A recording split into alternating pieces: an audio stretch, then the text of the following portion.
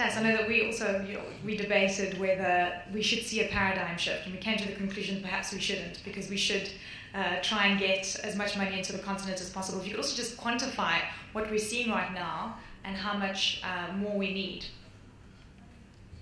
Well, actually, as we discussed earlier, I think we should not talk about the paradigm shift from supporting SPVs to supporting teams. I think we should really need to see the paradigm shift, more capitalists coming to this space, this area. I think it's very important because yesterday there was a debate on the PIDA projects and why those PIDA projects are not moving.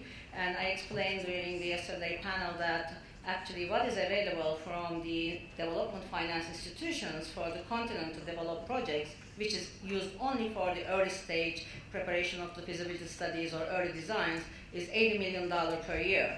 If we are going to deliver those large and transformational PIDA projects, for the next 5 years, we need $2.5 billion per year.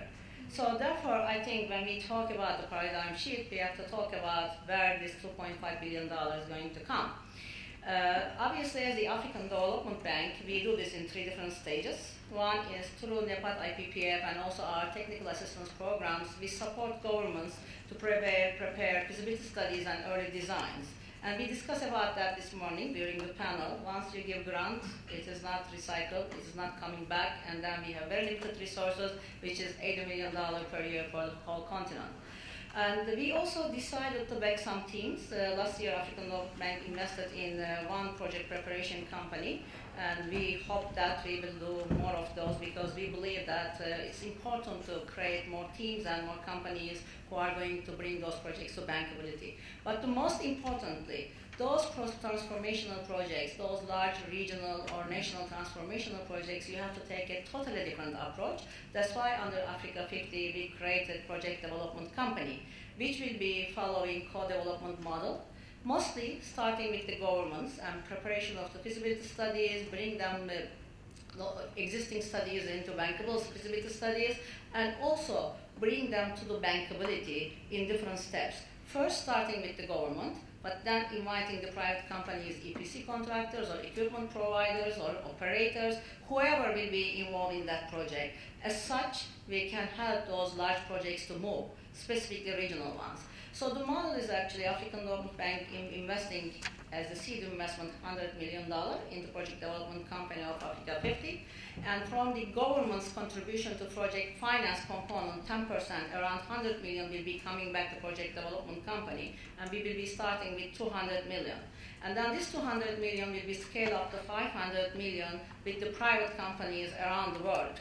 Let's do it together. Instead of waiting for someone to come and provide development capital, let's create more opportunities for everyone. So this $500 million will be used in joint development model, meaning that we can scale up one more time.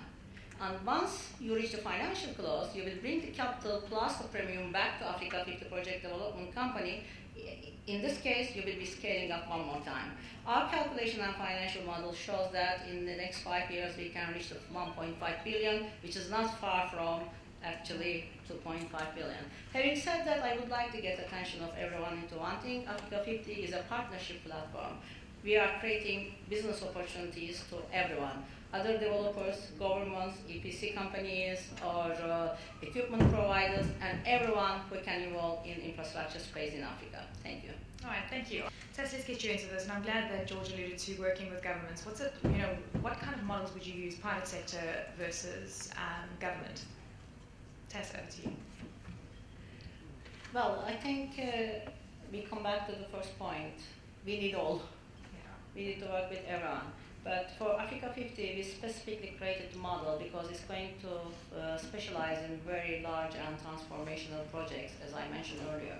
And Africa50 itself being a public-private partnership, I think it is very important to have Africa50 in the middle as the arms broker between the governments and also private parties and move things. I can give you an example because Africa50 already did his first pilot project, which was a railway project from Mombasa to Kigali.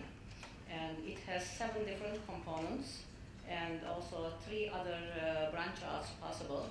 So when you look at it, is 2,000 kilometers, maybe it can even go to 2,500 kilometers, and the total cost of the project is around 14 billion. We all know that in the market today, everybody thinks that this type of projects will never happen in Africa. And what we did was we basically divided the development phase into two. First phase, Africa50 worked with 3 governments, and we brought all the studies at the same level. First, synchronization, and look at the early design, and then decide what will be the early design including, and then prepare a bankable business plan. And the second phase will be starting soon. In the second phase, we will be inviting private parties to join us, so we can basically take the project to the financial bankability and commercial bankability. So this is the way Africa50 will be working on the project development side. First with the governments, then with the private sector, basically with all. And it was interesting because we reached the end of the phase 1 very quickly, in 6 months. This happened only because everybody was 100% committed. The project was followed by the presidents of the countries, and obviously if you are meeting with the presidents every 4 weeks or 6 weeks, you cannot go and tell them, I'm sorry, sir, I'm late. So everybody was committed, and the leading side from each country, leading party from each country was the finance ministers, not the infrastructure ministers. And they were coordinating in the back with their line ministries. So this was a very interesting way of doing business, and each meeting actually we were going on every single item decided and agreed in the previous meeting and what was the delivery. So again, the commitment of all parties, and I think as such we can achieve more projects in the continent in that size. Doing business in Africa, you can't afford to be without Africa Investor.